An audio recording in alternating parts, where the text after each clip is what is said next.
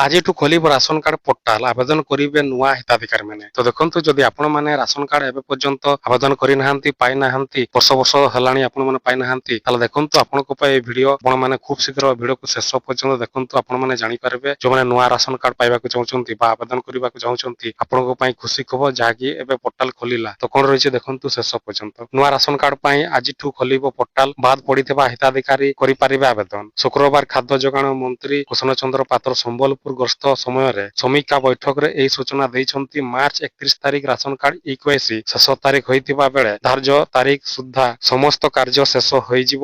ସେହିପରି ଏପର୍ଯ୍ୟନ୍ତ ତାଲିକାରୁ ମୋଟ 4 ଲକ୍ଷ ମୃତ୍ୟୁ ବ୍ୟକ୍ତିଙ୍କ ନାଁରେ ଥିବା ରାସନ କାର୍ଡ କଟିଲାଣି। ମନ୍ତ୍ରୀ ଆହୁରି କହିଛନ୍ତି ଯେ ଅତୀତର ତ୍ରୁଟିକୁ ସଂଶୋଧନ କରାଯିବ ସମ୍ପୂର୍ଣ୍ଣ ସର୍ଭେ କରାଯିବ ଯାହାଦ୍ୱାରା ଅଯୋଗ୍ୟ ପରିବେଶ ଗୁଡ଼ିକୁ ଦୂର କରାଯାଇ ପାରିବେ। ସେହିପରି କିଛି ଚାକିରିଆ ମାନେ ସେମାନଙ୍କ ରାସନ କାର୍ଡ ଫେରାଇଛନ୍ତି ଯାହାଦ୍ୱାରା ରାସନ କାର୍ଡ ବଣ୍ଟନ ବ୍ୟବସ୍ଥାରେ ସ୍ୱଚ୍ଛତା ରହିବ। ମୋର ଅନୁରୋଧ ପରେ କିଛି ଚାକିରିଆଧାରୀ ମାନଙ୍କର ରାସନ କାର୍ଡ ଫେରାଇଛନ୍ତି ଆମେ କିଛି ଆୟକର ଦାତାଙ୍କ ତାଲିକା ମଧ୍ୟ ପାଇଛୁ ଆମେ ଏହି ସର୍ଭେ କରିବୁ ସେମାନଙ୍କର ପ୍ରକୃତରେ ଲାଭ ଆୟ ଅଛି ସେମାନଙ୍କୁ ତାଲିକାରୁ ବାଦ ଦିଆଯିବ ଯେଉଁମାନେ ଗରିବ ଲୋକ ସେମାନଙ୍କୁ ତାଲିକାରେ ସାମିଲ କରାଯିବ। ଶନିବାର ଠାରୁ ଆବେଦନକାରୀଙ୍କ ପାଇଁ ଅନଲାଇନ ପୋର୍ଟାଲ ଉପଲବ୍ଧ ହେବ ମନ୍ତ୍ରୀ ଆହୁରି କହିଛନ୍ତି। ତ ଦେଖନ୍ତୁ ଯଦି ଆପଣ ମାନେ ଏବେ ପର୍ଯ୍ୟନ୍ତ ନୂଆ ରାସନ କାର୍ଡ ପାଇନାହାନ୍ତି ତାହେଲେ ଖୁବ ଶୀଘ୍ର ଆପଣ ମାନେ ଅନଲାଇନ ଆବେଦନ କରିବେ ଯାହାକି ଏବେ ପୋର୍ଟାଲ ଖୋଲିବାକୁ ଯାଉଛି। ତ ଏଇଭଳିଆ ଆଜିର ଅଭ୍ୟାସ ଥିଲା ଆଶା କରୁଛି ଭିଡିଓ ଭଲ ଲାଗିବ ତାହେଲେ ସେୟାର କରନ୍ତୁ ଲାଇକ୍ କରନ୍ତୁ।